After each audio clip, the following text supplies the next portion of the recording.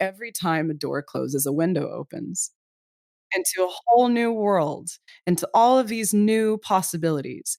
When you end something that's not going well anymore, you are opening yourself up to all of these new possibilities. And as scary as that is, it's also really exciting. It's really exciting.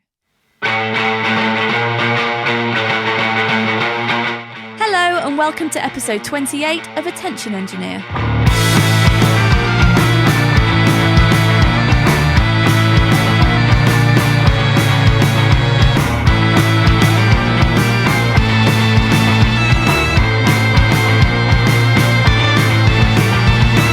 I'm Laura Kidd, a music producer, songwriter and solo artist making music as Penfriend and beaming into your ears from my home studio, The Launchpad in Bristol. You can find me around the internet at Penfriend Rocks.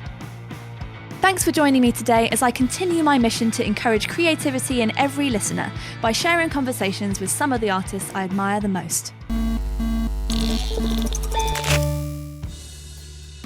The new year is here and so are we, and I think that's cause for quiet celebration, reflection, and a fuckload of gratitude. Thank you for choosing to listen to my show today. It means a lot. I'm so glad I'm here, and I'm so glad you are too. In this episode, I talked to powerhouse vocalist and lyricist Kat Robichaud. After more than a decade of touring up and down the east coast of America, she sang her way to the top 10 on season 5 of NBC's The Voice USA in 2016, launching her solo career straight afterwards with debut album Kat Robichaud and the Darling Misfits. After moving to San Francisco, she teamed up with partner Jordan Nathan to launch Misfit Cabaret, a dazzling musical variety show celebrating an ensemble cast of musicians, drag darlings, burlesque bombshells, aerialists, and puppets. We talked about what it's like to do well on the biggest TV talent show going, and how Kat built an independent career afterwards, how failure and setbacks bring a whole new world of possibility, and the mental health impact of losing the validation of a live audience during the pandemic. Also, how some sage advice and support from Amanda Palmer and Neil Gaiman helped set Kat on her journey towards creating Misfit Cabaret, what to do when a famous artist manager says you're not leading lady pretty, plus the importance of our patrons and why we love and appreciate them so very much. Speaking of patrons, this is the first episode of Attention Engineer that has been sponsored by a member of my Correspondence Club. Massive thanks to Nick Zylis for his kind contributions, not just today, but for his presence in our members forum and for submitting writing to our quarterly collaborative zine. If you would like to sponsor a future podcast, you can browse the membership tiers at penfriend.rocks/join. There are free and paid for membership perks available, and it's open to everyone. Thank you so much, Nick, and thank you to all of my other correspondents too. You're the best. Speaking of gratitude, you might have heard me talk about my journey with mindfulness over the past few years. Meditation has massively helped me get through the past year, and it's not surprising that it cropped up again as a topic in this conversation because it's one of the central themes in my new single Exotic Monsters, which came out last Friday. I'd love you to hear it.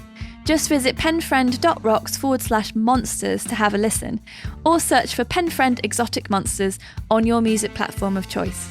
But first, here's my conversation with Kat Robichaud. You know, it's funny. I've been listening to your podcast and I'm very curious as to what we're going to talk about today, because I don't think that I've had the same career path as any of the guests that you've had so far. But that's kind of the point. Yeah. Well, okay. So I'm a singer-songwriter, but I don't like the way that sounds. You know? Me neither. Yeah. I know that about you. And then, I started off in a cover band in North Carolina, and then I went on The Voice and did pretty well on that. And then I moved to San Francisco and created a weird musical variety show. And that has been what I've been doing for the past 6 years. It's so cool. It's so interesting. And I didn't know about the voice thing till I started looking you up. Uh-huh. So I'm so blown away by that. So it's 2013. Mm-hmm. Christina Aguilera gave you compliments. What did that feel like? Surreal. You really kept your cool on that stage. I could never do anything like that. So I'm blown away by that. I had those giant platform shoes that I really love to wear. And they were Yeah. just, I was trying so hard not to fall over walking up on that stage. Just terrifying, but it was It great. was so good. My first question for you really is, how did you get a voice like that? Oh, let's see. I grew up in the church choir, which I hated. And then my dad raised me on musicals. So I would just sit in front of the television and watch, whatever, Rodgers and Hammerstein, stuff like that. And then as I got older, I found Bowie and Queen and Marilyn Manson and all of the glam rockers. And I really gravitated towards that. And then the musicals that I started really loving were Rocky Horror and Cabaret and Hedwig and Phantom of the Paradise. And I don't know. I just kind of, yeah, I don't know. I feel like I'm still kind of finding my voice, Yeah, but did you sing along to all of that? Oh, yeah. Because that's pretty decent training, I think, for vocals. That's hard Man. stuff to sing. Well, it's crazy because I had training early on, and then I got into the band that I was in for 7 years, and we were performing for like 3 hours at a time from Wednesday to Saturday every single week for 7 years. And you really like rip your vocal cords doing that and just pushing, pushing, pushing. And you can't. It's not an ideal situation because like the monitors are shitty, and so you're over singing. You're eating the microphone just to be able to hear yourself on stage, and then you get on The Voice and they give you voice lessons while you're on the show. And you're learning a new way of singing in real time in front of millions of people. And it's really confusing. Yeah. You're relearning how to sing at the worst possible time.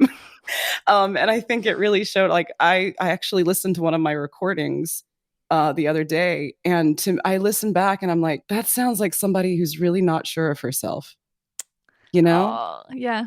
But since I've got off The Voice and I was actually had time to process and study those voice lessons and put them to use, I think I have become a much better singer over like the past 5-6 years. And I've just really had time to like breathe and grow and be myself, because up until Misfit Cabaret, I had a lot of people telling me what to do and who to be, what I should sound like, what I should write about, what I should say on stage.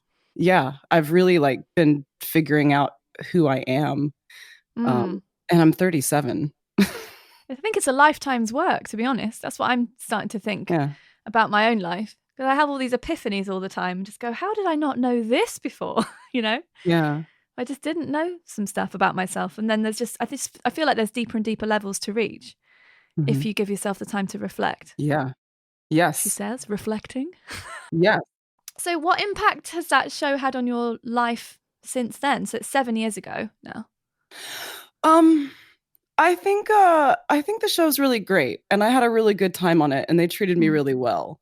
And I think one of the coolest things that came from it was I got introduced to Amanda Palmer, who I've been an enormous fan of for a long time. And she and Neil Gaiman have been really supportive of me and my career. But it's funny. The fans that watch The Voice mostly just watch it for the show. And once you're off, they don't really follow you. They don't care about your original music. They just want to relive your time on the show. I know, like, if on Facebook, if I post something about my original music, it'll get some likes. But if I post, here's a photograph of me standing next to CeeLo Green, remember that? Remember? I remember. Yeah, and it'll get like a ton of likes. And that's kind of, I mean, you could be a good sport about it and say, yeah, that's awesome. I had that experience. Cool. Or, you could be like, God damn it. Why can't people care about me and the hard work that I'm doing now and the music that I'm putting out now? Why? That's great. It's a tough one, especially as the years go by. So when it's 20 years since you're on The Voice, it would be nice if you could, put other things up and have that be given the attention it deserves. Because that's the thing, you're creating really, really interesting, really good music. So it's not like you did the show and then did nothing very good, Mhm. so yeah, that doesn't seem fair to me. But we're talking about likes. That's not something I actually fixate on. I do find it wryly amusing at times, but it doesn't even show the impact anything has, because people might go and find your song. They don't necessarily click the like button. It's not like the arbiter of everything in life if someone clicked Yeah. like on something, but it is interesting. Yeah, you were talking about that on the podcast, and that was hearing you talk about how likes are not important and you shouldn't base your self-worth on that. It Hmm. was so cathartic for me to hear that, but I fixate. And I was telling a friend yesterday that, up until the pandemic, it was okay if my music wasn't getting as many plays as I wanted to, because I was getting the validation that I needed from my live shows. You know, Yeah. I Yeah. can I can stand on a stage and I can see the audience is packed and having a great time. And so there it is. Like, that's my proof that I'm doing a Hmm. good job, that what I do matters, right? And now for the past, how long has it been? 8, 9 months? Yeah. Yeah. I feel like my entire self-worth has been based on algorithms, and that is so depressing. Yeah, that's not a good place to be, is it? No. No. No. Yeah, I hadn't thought about it like that, but you're absolutely right. I didn't have any plans to tour this year, but also I'm not doing what you're doing. So Misfit Cabaret is something where you bring together lots of different people, isn't it? And Mhm. how often were you putting those shows on? Well, each city that we were performing them in, we were doing it quarterly. And so we're Okay. in we're in San Francisco, Seattle, and LA. And so we would do, and we were building it up in LA. We'd done 2 shows. Our last show in March was right before shutdown. Mm.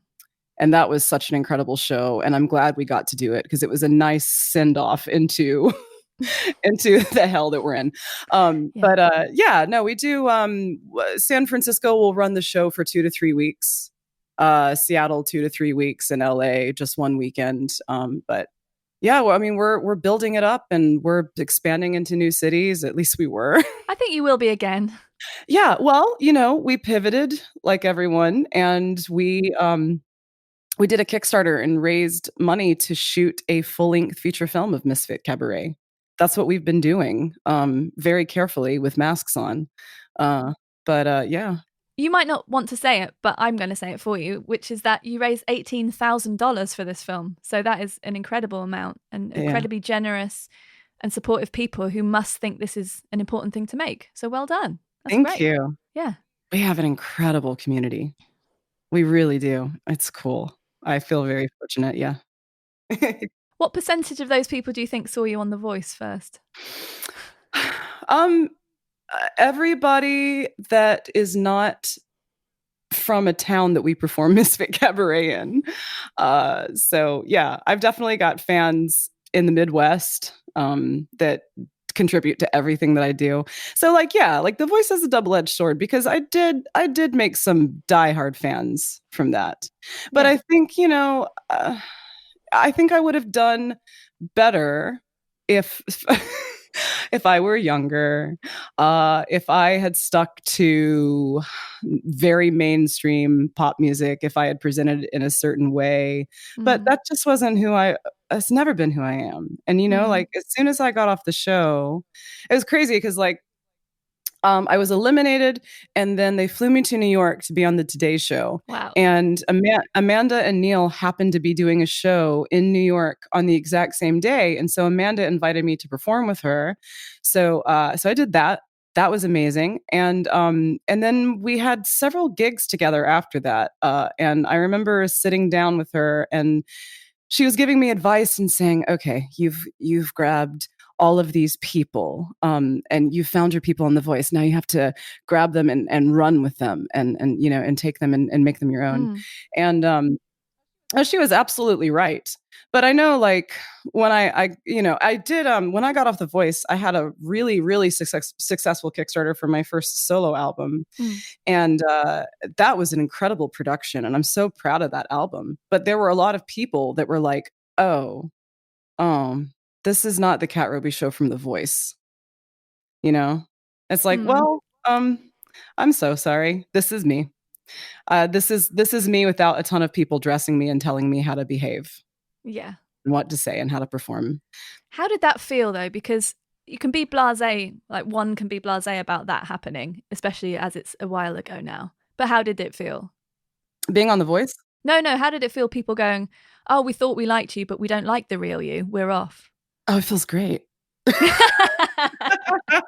I mean, it's the story of my life. It's the story of my career. I've always been the outcast, always.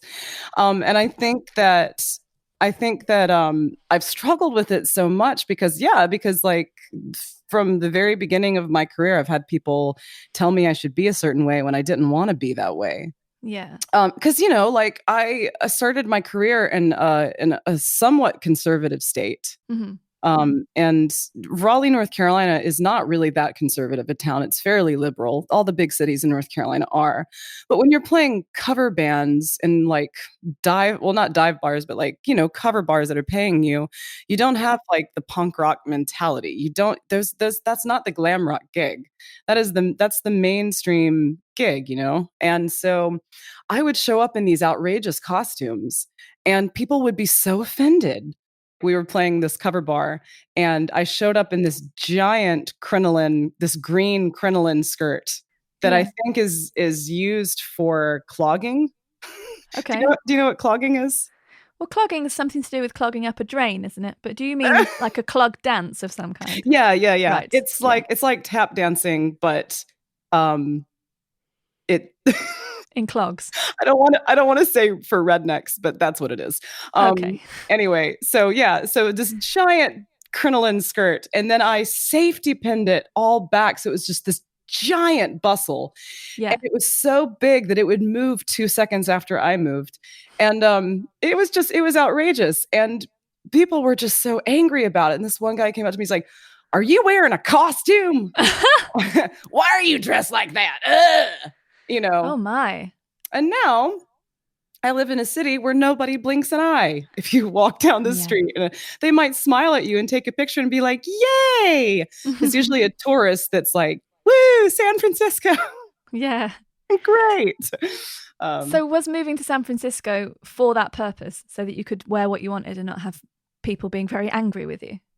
I just wanted to, it was right after I got off The Voice, and I felt very strongly that I needed to be close to LA, which was a good idea. That was smart of me. And I am married, and my husband he had just gotten his doctorate in mechanical engineering chemistry, kind of a hybrid, and he wanted to be a part of the cultural phenomenon that is startup culture, right? Yeah. He wanted to build something. And so Silicon Valley is like the best place for that. So, so we decided to move to San Francisco. That was our best bet for both of us. And it ended up being wonderful. It's funny, like I moved here really not knowing anyone. I had one of my best friends that had been in my cover band with me. She was out here. But I went out. I just started going out to bars and meeting people, and I found a David Bowie cover band that is way more than a cover band. It is a tribute band that poses as a church to David Bowie. It is outrageous and so fun, and has an enormous following. And I joined that right away.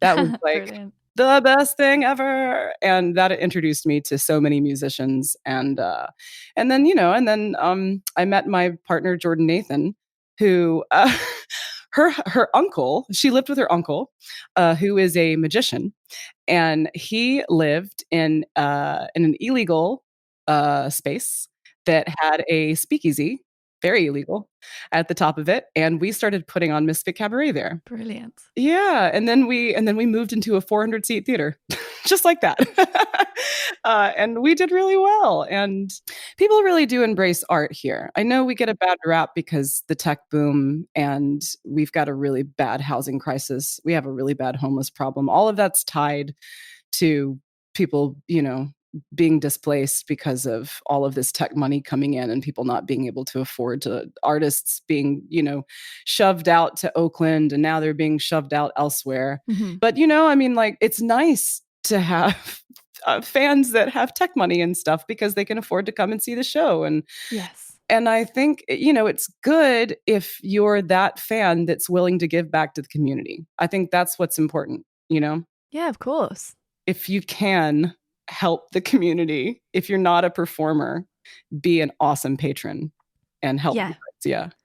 Well, yeah, that's so important. And especially this year, that's been interesting because I'm someone whose money comes from making music and going to tour that music and making more music. And if people wouldn't be able to pay for that, then I am totally screwed, because there's not a lot of support, especially in the UK, for artists whose our livelihood's been cut off.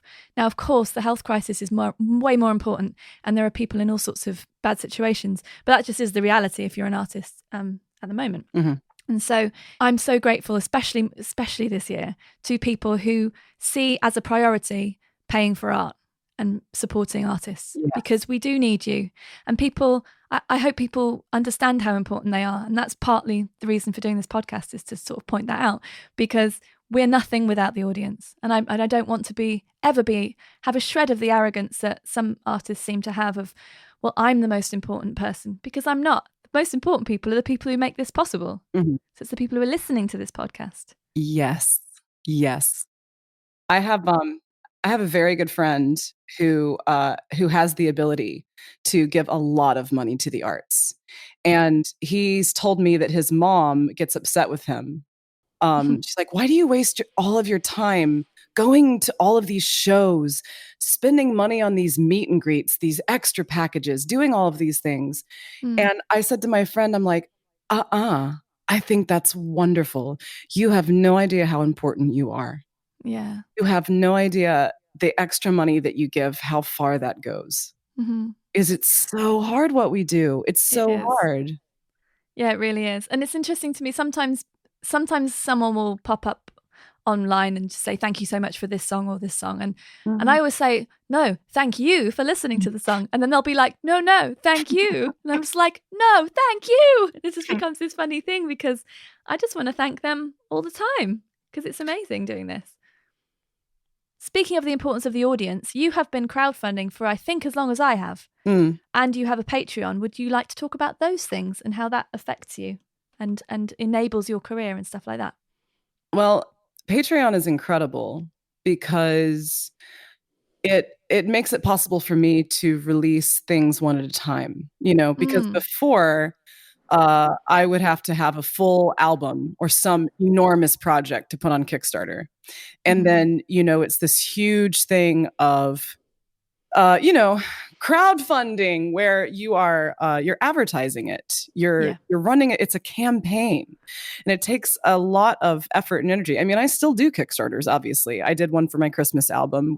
Misfit Cabaret just did one for a movie, but it's so nice. It kind of takes the pressure off, because with Patreon, it's like they are your diehard fans. They are the people that are like, we are going to give you money regardless. We don't care. We just want you to keep creating. And you have the option of doing monthly or per thing. And I do per thing, just because I'm more comfortable with that. But I don't think that if your patrons want to pay you monthly just to be able to eat, that's awesome. That's really great. But yeah, it's absolutely wonderful knowing that I have this hub of people that are just like, yeah, dude, we get you, and we're 100% on board, and whatever you create, we're there for you. That being said, I always make sure that what I put out there is of the utmost quality, because the last thing you want is for your patrons, these people that have put their faith and their trust in you, to be disappointed.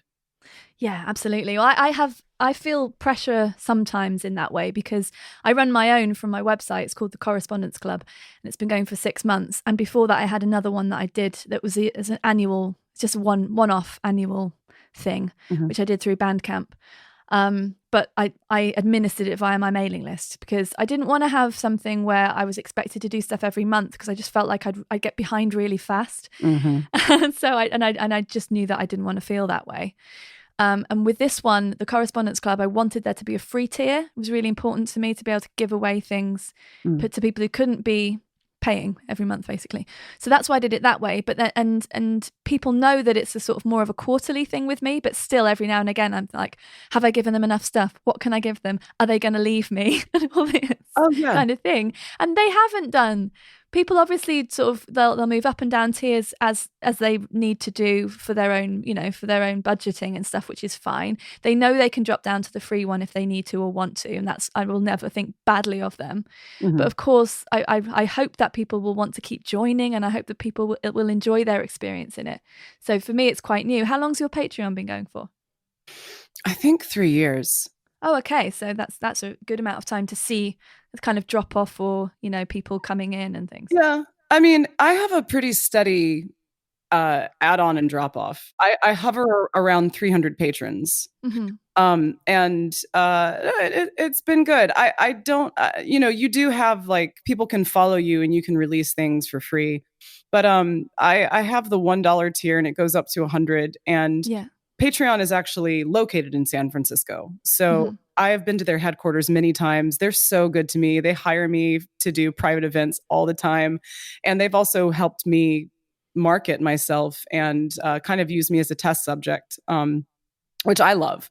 And but I remember them asking me, it's like, don't you want more people at the $50 tier? And I was like, well, no, actually, I think I would like to have a lot more people at like the $1 and $10 tier, because the pressure is off of them and off of me. It's I would much rather have 1,000 people giving me $1 than 10 people giving me $100. Oh yeah, of course. It's nice, but because it hurts a lot less when somebody says, okay, bye, I can't do this anymore for $1. Yes. You're like, yes, of course. Well, it was $1 and I'm only putting things out once every few months. Come on. You try not to take it personally, but but that's again like the thing, isn't it? We have to not take these things personally as a personal affront. Yeah. Because for me, it's like I contribute to a lot of Patreons, but like mostly at the $1 level, just to say I don't have a ton of money, but I want you to know I see you and I care about you and I want you to do well. And so I'm going to be, because it's not about the dollar amount. It's not about the numbers, the number of people you have. No. It's the individual people, which is why I say I'd rather have 1,000 people giving me $1, because then that's 1,000 people that are saying, I see you. Yeah. At least it's a more meaningful number than like a like on a post or something. It's much more meaningful. Yes, indeed. Thank you to everyone who's a correspondent in my Correspondence Club. I think you're the best ones. Yeah, thanks to my Patreon people. I know I saw you posted what's the question you would like me to ask people? It's like, how do you deal with anxiety? Yeah. And I'd never had therapy in my entire life, and I've started a couple months ago. Ooh. How's that going? So far it's been really awesome, because she's she's really, because I have a lot of anxiety. For me, what I struggle with is the feeling that I don't know what I'm doing, and what I'm doing is not right, or it's never enough. And I think that a lot of independent artists feel that way, or all artists feel that way, probably. That no matter what you do, it's never enough. And like you get these small wins, and you get the rush of the small win, and then it's over so fast.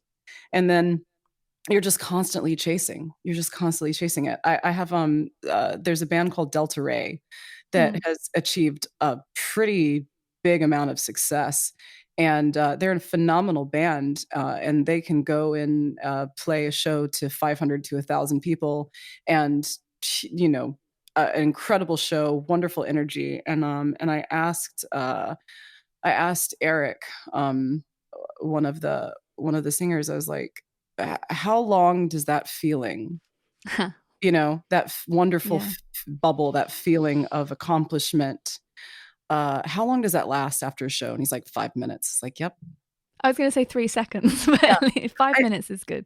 If anyone who's not an artist that thinks that any artist, no matter what level you're at, if they think we're walking around thinking that we are the best thing since sliced bread, we're not. We are No. constantly feeling imposter syndrome, constantly worrying we're not doing enough, that we're not good enough. It's just, it's just constant. Um, Mm. yeah. Fun, isn't it? It's a great career. It's so fun. I'm trying to get to a place where I just can be grateful for what I have, Mm. satisfied with the work that I've done, and just like go to bed at night and not wake up at 4 a.m. thinking, Mm. I haven't, oh God, I need to wake up now so I can start worrying. Yeah. Have you ever meditated? No, I can't. I'm so not a spiritual person. See, that's interesting. I keep asking this question, and then when people haven't meditated, they always talk about spirituality. And I'm not a spiritual person. I don't think of myself as spiritual at all. Mhm. But it's really helped me, that's all. So in the last 3 years or so, because I was really, really, really depressed. And I feel that way maybe 3 times a year for a few days anyway. But Mhm. this was particularly bad, and I was trying to think of ways that I could help myself, basically. And I was like, well, I've been hearing a lot about meditation because I used to listen to the WTF podcasts a lot, and a lot of those guests were talking about meditation and how powerful it is. And I thought I'd like to be the sort of person who could meditate. All right, put that on the list, and never ever did it. And then I signed myself up for a meditation course, and I did it for 6 weeks. Maybe it is 3 years ago. And still after that, I was just like, well, I know I should do it because it'll make me feel better, but I won't. I'll just worry instead, or, do work all the time instead. Mhm. But I have this year since January, been doing it fairly regularly, and it is massively powerful. Oh. And so when you talk about how long does the nice feeling or the feeling of satisfaction or the glow last for after any achievement of any kind, Mhm. one of the central things about meditation, of course, is that we only exist in the present. So you're always coming back to your breath because that's the only thing that's happening now. Mhm. And everything else is in the past or the future. And you can't do anything about either of those things, really. Mhm. So it's that feeling. So I don't see it as being spiritual. Maybe I'm missing the point, and in a year's time I'll call myself a spiritual person. I don't know. But it's just something that's helped me a lot. That's Yeah. good. I want you to share the course with me because Yeah. yeah, it's funny, like, in addition to the online therapy that I get where I'm actually talking one-on-one with a person on Zoom, Mm. there's an app called Ginger. Hmm. And so you have therapists on call 24 hours, but it's just texting. There's no talking. Yeah. And their whole thing is, they're talking, they try to give you physical things to do, like breathing exercises and stuff like that. And I'm on there going, no, I just want to vent about Trump for 5 minutes. And then, and then I'll be okay. But I just Mm. needed somebody to load my crap off on that wasn't a friend that is so tired of hearing my shit. You know what I mean? Yeah, of Well, course. good. Have you tried grounding yourself? No, Yeah, that's the thing. It can sound really cheesy, like, oh, just breathe or just ground yourself, but it's so powerful. And if anyone's listening and they're interested in getting into meditation of any kind, you can do 5 minutes at a time. Go on YouTube and type in Yoga with Adrienne, Adrienne, and she's got some guided meditations on there. And the other channel I use a lot is called The Mindful Movement. I hope that's right. If not, I'll just bleep this out and just say it again over the top. But it's really good. So like this morning I did 15 minutes just sitting still, listening, breathing. And I felt amazing afterwards. And so then I have to remind myself, do this again tomorrow or Wednesday or whenever, because then I'll feel good again, not crappy. And take my supplements, take my vitamin D tablet and all these different things, drink enough water. And it's so basic and it seems so simple that it wouldn't actually help, but it helps me so much.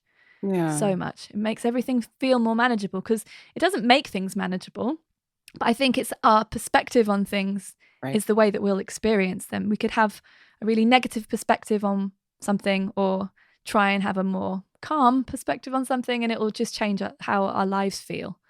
Yeah. And I just think there's a basic level of stuff. There's a place I can get to with all of these tools: yoga, meditation, running, taking supplements, what have you, drinking water. And then beyond that, there's obviously people will have other issues that they might need to have medication for, or, limitations, physical limitations and what have you. But you can get to a basic sort of even-ish keel with certain things, And I think that's, especially when you're living with someone, because I live with my husband, and if I didn't do the things I know will make me be relatively calm, it has a really negative impact on him as well. So we sort of made a pact there that we'll both do everything we can to be sort of okay, so that we have the best chance of having a sort of calm life. Yeah. Yeah. I hear that.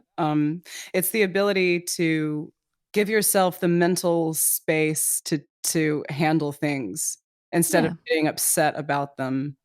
For sure. Yeah. It's problem solving without fucking things up with emotions. Yeah. We're doing a New Year's Eve live stream show. There's a venue in San Francisco that has a lot of tech people that are invested in the venue and really love the venue because the venue in the 90s was, it's called DNA Lounge, and it's very like cyberpunk, and it's never let go of that. That is what it is forever. And all of those like 90s club kids that are older now are still like super invested. And so they've taken all of their video equipment and sound equipment and put it and created a really amazing control room where you can have a really professional live stream with multiple cameras. And so they invited us to do a New Year's Eve show. And yeah, and so we did it very safely. Usually with Misfit Cabaret, I'll write a script, and the whatever guest performers we have, whether it be drag, burlesque, aerial, puppets, circus, whatever, we don't like having pre-recorded tracks. We like them to perform with the band. So you've got this wonderful energy and interaction going on stage. Obviously, we couldn't have that this time. So we have one performer at a time, and we made sure there were only a certain amount of people in the room, and everybody has masks on, and it's a very large space anyway. Yeah. So we pre-recorded it because of just the complications with the pandemic and everything. And so we recorded, and it was just my keyboardist, my drummer, and I doing all the live music when it was us on stage. And we recorded this new song that I have coming out called Keep Surviving. And it was just such an incredible performance. I felt really good about it. And one of the camera operators was crying at the end. And I was just like, oh, this is such a wonderful moment. And I'm so glad we got this on like professional video. Like, what a great live video to have. And then Jordan, my co-producer, calls me up the next couple days because she was, usually I'm the one who edits the video and puts it all together, but she really wanted to do it. And she calls me up and she says, I know you're going to be really upset, but for whatever reason, they did not film. They didn't record it. Oh no. I know. And I sat on the phone and I'm like, I let that disappointment just wash over me. I let it wash over me. And then I was like, I mean, I can get angry about it, but what is that going to do? Yeah. Nothing. And she's like, all right, well, they're going to try and recover it. They're going to try and see what happened. And then, she gets back to me, no, it's really gone. And I'm like, well, you know what? It's going to be too much trouble to get the full band back in there, to spend hours, miking the drums and doing all of that. I've got the song. I've got the backing track. I've got the instrumental track. What if we just went in there and filmed it super up close, and it's just me, and we don't go in there and like spend an hour putting decorations up or anything like that. Let's just film it in a certain way. And if they're willing to do that, because I know they feel bad. Yeah. Let's not take up more time than we need to. Let's just knock this out in 30 minutes. And that's what we did. And, and we get there and they're apologizing and everything. And I'm like, I know it wasn't intentional. Yeah, of course. We're all learning. This is the first time that you've recorded a live show like this. It's okay.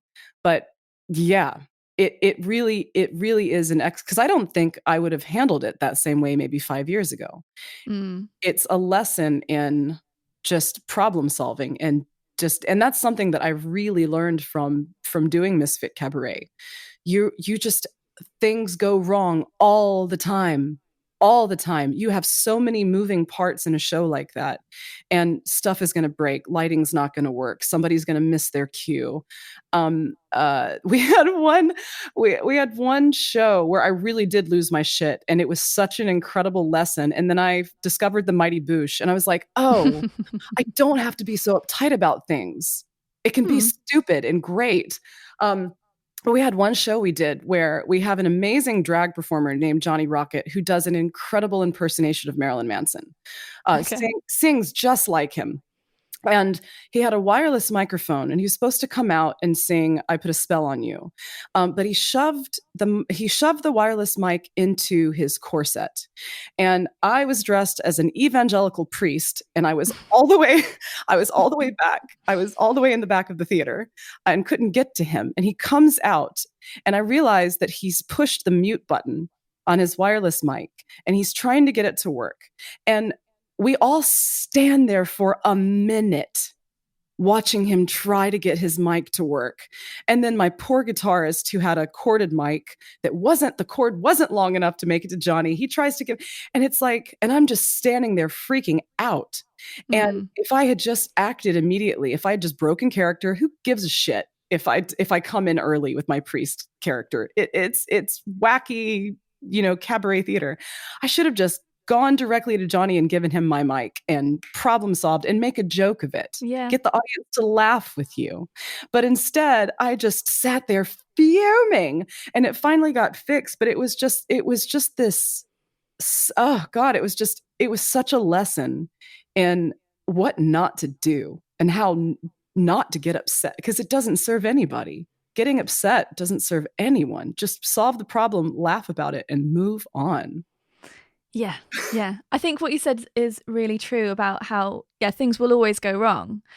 Things going right is quite unusual, really. If everything goes perfectly well, that's kind of strange. There's no challenge either. So, I don't know if the sense of achievement would be as much either if everything went perfectly well all the time. Right. But isn't it kind of like, and I'm now quoting a video I watched about meditation by Matt Diavella on the internet last night, but he was talking about how people want to become happy. When you can't become happy, but you can be happy. So there's a big distinction between happiness as a destination or happiness as a thing you actively do. And it's not as simple as all that. You can't switch it, it's not like switching a tap on and off. But for me, it is how we approach what we're doing and what we're actively trying to do. So, for instance, I was going to ask you about I ask everyone this question: what is success to you, and have you ever experienced it? And I'm interested to know if you think of success in the way that some people think of happiness, as a destination you will reach one day. I think that, I have felt successful, but I don't think, I think it's that fleeting thing. You're constantly chasing that carrot, right? I think that some days I wake up and I feel really accomplished and very satisfied with where I am in life. And some days I wake up feeling like the biggest failure, and that I haven't done enough and I'm never going to get there and it's too late. And I don't like feeling that way. And so then, the reason I don't like feeling that way, besides the obvious, is that it causes frantic behavior. It causes me to, over post too much. I don't think people are paying enough attention to my music. I'm going to post about it 1,000,000 times, and set up ads and throw money at things when I'm not really thinking things out. Success is it's different to everyone. And I think I remember when I was in my 20s, I was in the first band that I was in, the cover band that I was in. I was miserable. It was not what I wanted to be doing. And I think if I had just been in it for a few years, it would have been enough. But I was in it for 7 because I got complacent, because we were making enough money. And then the recession hit and clubs couldn't afford us anymore. And we really started taking a nosedive financially. It's bad to be complacent, because then you stop trying to achieve things. It's good to be a little hungry. I'm so proud of Misfit Cabaret, Because it's not just me. It involves a lot of people. And it involves paying people to I get to collaborate with people. I get to pay people for their talent and their time. Yeah. I get to be involved in a community. And I think one of the hardest things about the pandemic and just focusing on my solo career is that as much as still I'm still collaborating with people to play on the album and to work with me to create music videos, hiring my friend Dave to create puppets. That's all really wonderful. But I feel a lot happier and more successful when I'm working on Misfit Cabaret because it feels like it's bigger than me. Yeah, I understand that. It's a collaborative effort. It feels bigger than me. I can see people running around and working together and solving problems and creating beautiful art together. And it forces me outside of myself, and I really love that. And that's such a beautiful thing. I just love it. It's such an incredible community. And so I know, I mean, I don't want to sound I hope this doesn't come across as arrogant, but I just know from the years that we've been doing this, we know our community. And so when we launched a Kickstarter for the movie, there, you always hope that it's going to be successful and that people are going to care. But we have faith in our community and our audience to know that, okay, I think that this is something that they're really going to want, and they're going to support us in this. Yeah. So, I mean, Amanda Palmer with her book, The Art of Asking, like her whole thing, and really like her TED Talk, Yeah. talking about the willingness to let your fans catch you. Yeah. Yeah. To believe in them and trust them and just fall. It's hard though. It's really hard. It's hard, but it's so beautiful. Yeah, that book had a big impact on me, actually. When I was in my first band, my cover band, like I said, I was not happy in it, right? And I would get up there night after night and I'd be professional and I'd put a smile on and I'd sing my heart out and do my damnedest to entertain the audience. And I remember there was one night where an old fan came up to me and they said, "You're really not happy anymore, are you?" I said, "What are you talking about?" They're like, "I can tell. You are absolutely miserable up on stage." And I just remember being so shocked because I was like, I've been smiling and singing my heart out all night and running around on stage and jumping into the audience and hugging people. And I've been doing it. And he's like, "Yeah, but I can see it. I can feel it." Wow. Yeah. I'll never forget that because it's like, damn, you're right. You need to learn to pretend better. Right. Come on. Right. Fake it better. Oh my God. Yeah. Well, yeah. Yeah. What did you do with that information? Oh God, that's a whole nother story. Oh. It was a really bad situation where I just felt like, I mean, I was absolutely miserable, but I'd been in the band so long, I thought that if I quit, it would be a failure. Yeah. And it was really, really, it took a lot. It took a lot for me to walk away from it. And I did. And it ended up being the best thing ever because literally a month after quitting that band, I got offered an audition for The Voice. Wow. Yeah.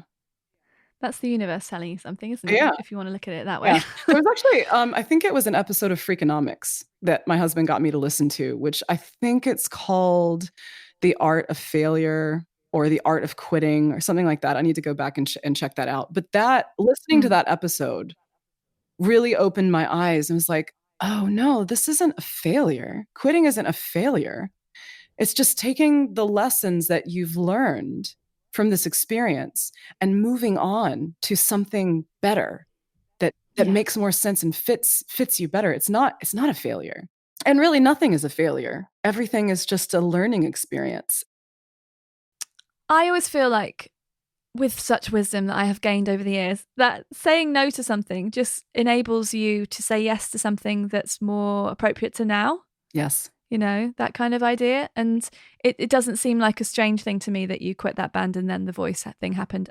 And I don't think it necessarily would have happened if you were still doing the band. I wish that I had learned this way earlier on. You know what I mean? I wish that I hadn't spent my 20s learning that lesson. I could have spent my early 20s learning that lesson and then working for the rest of my 20s getting to the place where I needed to be. But then again, I am a firm believer in that, like, everything happens for a reason.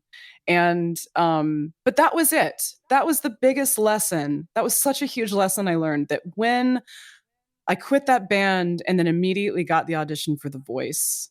And then shocking, I didn't win The Voice. And and then Misfit Cabaret happened. So what I've Yeah. learned is that every time, I know it's the cliche, but like every time a door closes, a window opens Yeah. into a whole new world, into all of these new possibilities.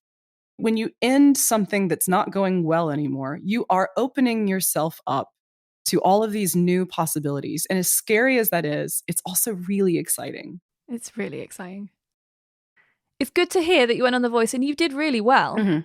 But those TV shows actually aren't a sort of guaranteed career step forward. Yes, exactly. You have a life expectancy on that show. And when I got off, I mean, it opened me up to a lot of opportunities. And so I'm grateful for what I got from the show. It was a really cool experience. It was a great learning experience. It opened me up to a lot more fans. And I don't think that I would have been able, because the Kickstarter that I did for my first solo album when I got off the show raised like 40 something grand. No way I would have been able to raise that money without having gone on The Voice. So, you take yeah, and then, I got some gigs that were really well paying, but the second that the new season comes out, I'm no longer valuable because they want the newest contestants for those Right. private events. And that's fine. And it's funny. It is also funny because when you're on the show, you're being showered with praise, and you're getting to wear all these cool costumes, and you're getting this incredible makeup, and you're on this multi-million-dollar show, and everything is just the best. Incredible musicians that you're playing with, and just the quality is like the utmost quality. It's insane. But I remember the second that I got eliminated, it was like night and day. I got off the soundstage, and all of a sudden I was alone. Oh no. Yeah, and it's like, So there's no gradual sort of fade out situation. No. I mean, it certainly helped that, like, the next day I was on the Today Show, and that night I was performing in a 1,500 person audience with Amanda Palmer and Neil Gaiman. That didn't hurt. Also, I think it opened a lot of doors for me. It certainly gave me the credibility of, I am a good singer. And I have proof. Yeah, I remember I was trying to get a manager when I got off the show. And I did, I got some pretty big names to sit down with me and tell me that they wouldn't work with me because I was too old. And Oh I wow. didn't want to be, Doc McGee, which is famous for being Kiss's manager and John Bon Jovi and Motley Crue's manager. I got an audience with him for an hour and said all the wrong things, and he said, "Well, have a nice life, goodbye." Like, okay, well, maybe that was for the best. But then I had I've had the loveliest conversations with this guy who used to manage No Doubt, telling me that it was almost a bad thing that I went on The Voice because I'm a dime a dozen. There's so many contestants, and he's not wrong. Also that I'm the girl next door pretty, but not leading lady pretty. Oh my God. He said this to your face? Yeah. In person? On the phone. Okay. Even so, I can't imagine being someone who thinks it's okay to say that sort of shit to someone. What's the point of saying that to someone other than to just try and crush them and make them give up? Is that what they want? They want you to give up? I mean, it's the same bullshit of, I don't know if you've ever experienced this, but showing up at a gig and having the sound guy ask you which band member you're the girlfriend of. Oh, yeah. Yeah. It's tough being a female musician because looks are a factor, and they shouldn't be. Yeah. No, of course not. I'd rather be interesting looking than pretty, to be honest. Oh, same here. And also, I don't think age should be a thing. I think there's a sort of age between which it's more of an awkward time. So you're not super young, but you don't look older. Or, I think that's the same for men and women, actually. I think I've definitely spoken to men who have had that issue. So I'm not claiming that just for us. But I was singing in Ibiza once, which is not my normal place to go and sing, but I was doing a collaborative project, and we had a gig in Ibiza in the middle of the night. Mm-hmm. I remember I went to bed to get a nap in, woke myself up at 3 o'clock in the morning, and then like walked down the street to this club where we were performing, and they were trying to charge me to get in because they didn't believe I was the singer. which doesn't even make sense, because I mean, a lot of women sing dancey club songs, and that's what we were doing. So that didn't make sense to me. But yes, so many times I've gone to, and actually it was with the same band, that they didn't want to let me and the other female singer in to our own headline gig because they thought we were someone's girlfriend and we were trying to get in for free. Awesome. It's like, we're on the fucking poster that's next to you. It's there. It's my face. Oh, God. And it's so annoying because, like, then I have to go and do a show. And yes, I know that we have to rise above all these things, as well as everything else we've got to do as part of our job that's not really technically part of our job of making music. But rising above that sort of bullshit just before I've got to go and sing and, like, do a good show for people and then act like everything's fine. I find that really difficult. I think people should really think about what they're saying. It'll come back to them. We can all do better. We can all grow. We can all improve. We've all said stupid things in the past, but there's just a pattern of behavior, though, that I think I've come across a lot in my career trying to do this. It doesn't make any sense to me. And so someone tweeted the other day, it was brilliant, I haven't been disrespected by a sound man for nearly 12 months. And everyone's like clicking like and retweeting it, all the female musicians. It's like, yeah, same. For all that, it's a terrible situation, and I would want everyone to be healthy and safe and be able to do the things they want, and for me to be able to do the things I want. There's one thing I have not missed, which is turning up at a gig and having that. Just you and an acoustic guitar, is it, love? And then your loop pedal's broken. Mm-hmm. Yeah, haven't missed that at all. I've been accused of lip syncing. That's fun. Ah. Honestly, all my bad memories are from my cover band. I don't have bad memories of Misfit Cabaret or of The Voice, but like when we were first getting started out, we took a casino gig in Mississippi, and this is not Vegas. This is not Vegas. This is very, very, very depressing casino land. Like, this is people hooked up on respirators, spending away their savings. Their, like, and like racism on a whole new level you've never experienced before. And I think it was that was terrible. That was the worst. Wow. Thankfully, we only did that once. But you would do these 5-hour sets where you'd play for 30 minutes, you'd be off for 30 minutes, you'd play for 30 minutes. And they would, the people were upset that you weren't performing Elvis. Oh, okay. I was like, okay, well, I don't know. Being accused of lip syncing, it's kind of a compliment, isn't it? Because, that means you must be really good. Yeah. And they also didn't think I was playing my guitar. Oh, well, women can't play guitars. No. We just stand there with them.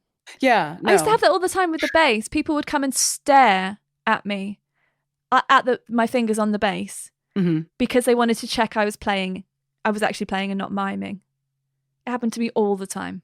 I love this. I love the double standard. It's so funny to me. I was even watching Netflix this morning. There's this show of the movies that made us or something, and they're interviewing all of these people that were involved in making the movie Elf, and not a single person they interviewed was a woman. And I noticed that, and I'm like, God, I'm ready for this shit to change, which is why I love the fact that I am my partner and I are two women that are producing one of the most successful shows in San Francisco. I love that. And it's not that we haven't had to deal with the patriarchy, but for the most part, we've got some really, like, for instance, like, one good guy out of all of this is Jim Sweeney, who's the producer and MC of one of the biggest burlesque show in San Francisco. And he's such a darling. And I'm really appreciative of people like that who have not done the thing of, oh, you're a woman, you can't do this, you need me to show you how to do all of this. Instead, he's been like, hey, just let me know if you need any help with anything. I really love what you guys are doing. Any way I can support. Like, that's awesome. That is awesome. That helps everyone. Yes. We could all just help everyone.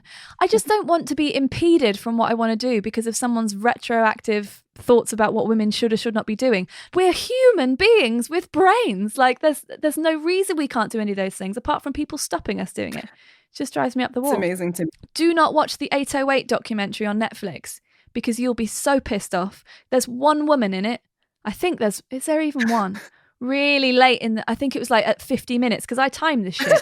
There's so many people interviewed about the sound of the 808 drum. So if anyone doesn't know what I'm talking about, the 808, massive sound in various genres of music for over the last 20, 25, 30 years, something. Now, I'm not saying that there are equal amounts of female producers back in the day where they started talking about it that could contribute because of these things we're talking about. Like they weren't given the space or the training or whatever, or there weren't any, fine. Or there weren't many. It's not that there weren't any, there just weren't many. Mm-hmm. Fine, you can't find all those people. But there are plenty of producers now who can talk about that and have probably used it. And they were talking to producers from now as well. Mm-hmm. All men, apart from, I think there might have been one woman. And it was driving me nuts. And it was made 5 years ago, maybe 6 years ago. And I think it has, like, this conversation has opened up significantly in the last 5-6 years, but it shouldn't have been so slow. I mean, we're still not there. We're still at the point where, someone's going to probably stare at you and ask if you're playing an instrument or have a comment on a video about why we shouldn't be doing what we do for our careers and stuff. It's just, don't watch that film. I don't know if it's because of the environment that we're in, or just like being in San Francisco. But one of the things that I really love about my show is that we're very, very inclusive, and our cast and crew is very diverse, and it's a really good mix. Nothing against men, but it's a really nice environment of people from all walks of life, all sexual orientations. It's nice. It feels like a safe space where we're all very polite and equal. And I like that a lot because that's not my background. Yeah. There's a lot of great men around. There's a lot of great supportive men. Some of them are aware of the issues that we face and some are not. And some are helpful to us and some are not, even the good ones. But there is a difference when you change the sort of, inverted commas, norm, when you change that by having people of different genders, people of different sexual orientations, people from different racial backgrounds, then that changes how people are. Mm-hmm. So people who feel like a minority in any sense can have more space to be themselves, can't they? And to create an alternative way of doing things. Mm-hmm. Mm-hmm. It makes a huge difference. And it's always better because you always have more like diverse input from people. And that's always interesting. Yeah. I will say my band I'm the only woman. Everybody else is a man, but they're angel babies. And I love them. And I'm also I'm just so used to being the only woman in a sea of men. And I've gotten so used to, but I do find myself checking myself constantly. And I hate that. You know what I mean? Checking yourself how? Checking myself to make sure that I'm being funny or amusing, not annoying, not talking too much, not taking up too much space. What with your band? Anytime I find myself in a group of men, I do that. Okay. I hate that, but I do it because look, I'm from North Carolina, and I was raised. Actually, had relatives that would say to me, "Women are meant to be seen and not heard." And that was, and that sticks with you. It really does. Of course. That's really tough. That's deep conditioning. That's really, and it's coming from women. Yeah. My female relative said this to me, and it kills me. And she was just saying what she thought was right. She thought she was helping you. That's the thing. People always think they're right. That's why they do these weird things that don't make any sense to anybody else sometimes.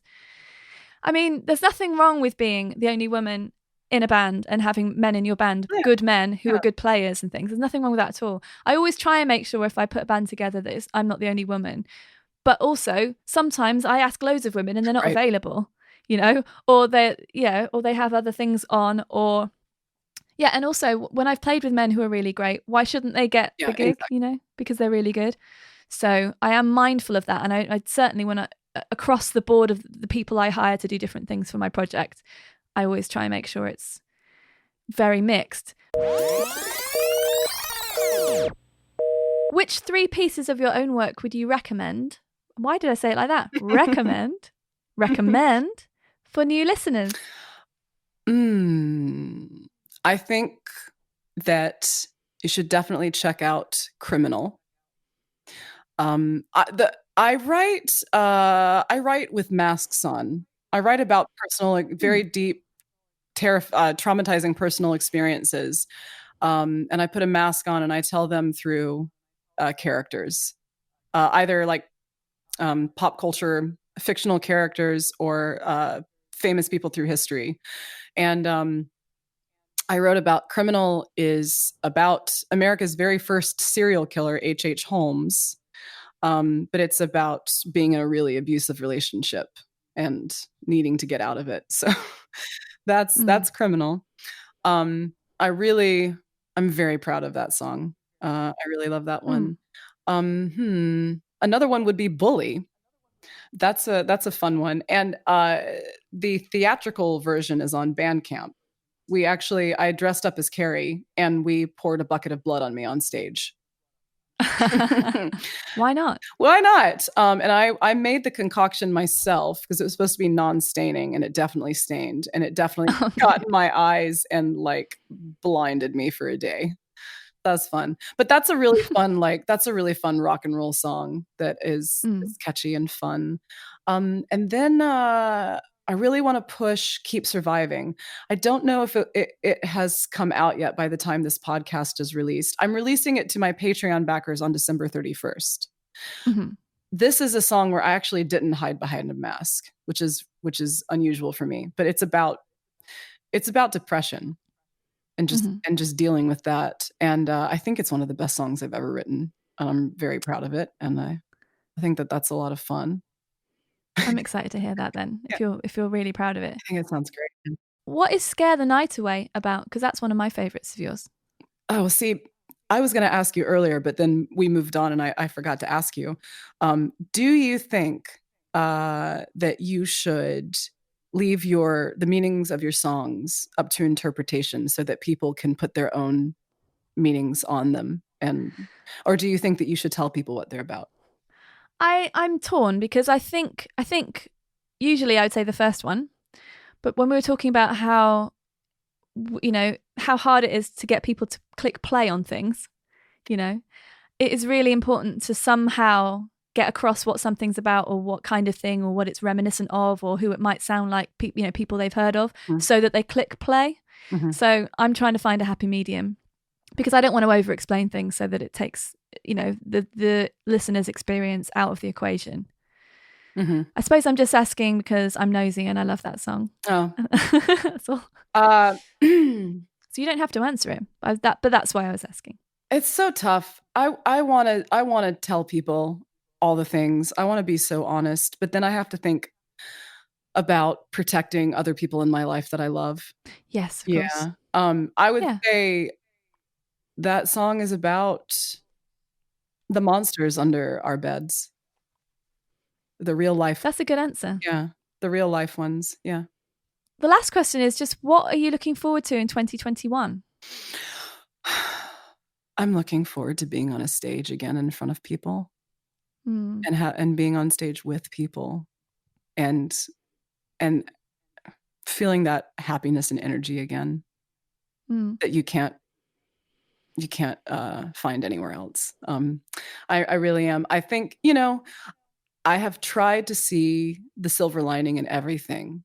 And I would rather have not had a pandemic happen to the world. Yeah. But I have taken the time to do a lot of self-reflection.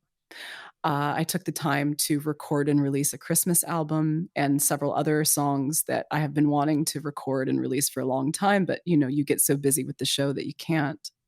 Mm. I'm grateful for the time that I've had to do things that I wouldn't ordinarily have time to do. But I am so excited for live shows to come back so that we can experience that community again. What a beautiful way to end our chat. Thank you so much. Thank you for having beaming in. Transatlantic guests, Yay. Always welcome. Yay!